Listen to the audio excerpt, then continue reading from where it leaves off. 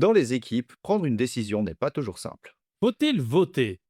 Chercher l'unanimité? Attendre que tout le monde soit parfaitement d'accord?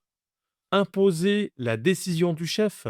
La décision par consentement est une méthode qui propose d'avancer ensemble en s'appuyant sur l'intelligence collective du groupe.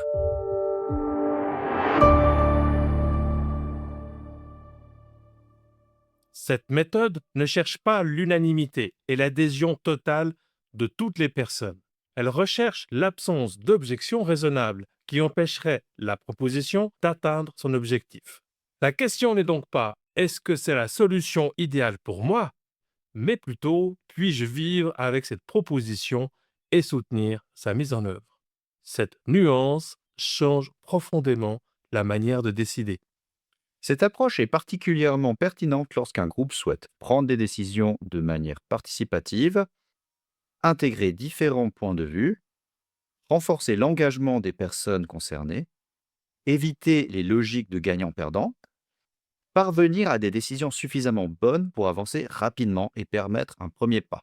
En accueillant les objections comme des ressources d'amélioration, le groupe construit souvent des solutions plus robustes et mieux acceptées. La méthode comprend 6 étapes. La première étape consiste à proposer. Une personne formule clairement une proposition. La deuxième étape est consacrée à la clarification. Les autres posent des questions pour bien comprendre sans encore donner leur avis. Puis vient l'étape de l'expression des réactions.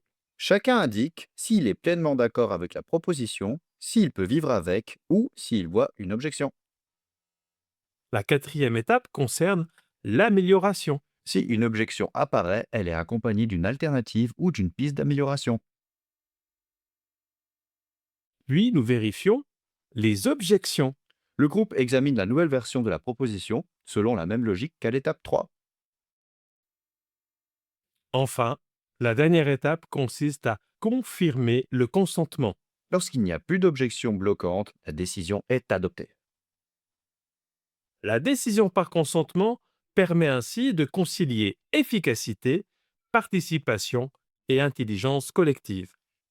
Elle ne cherche pas la perfection, elle permet de transformer les objections en levier d'amélioration, ainsi qu'à permettre une décision suffisamment bonne, suffisamment sûre et soutenue par le groupe pour permettre d'avancer ensemble. La décision par consentement, c'est transformer des objections en levier d'amélioration.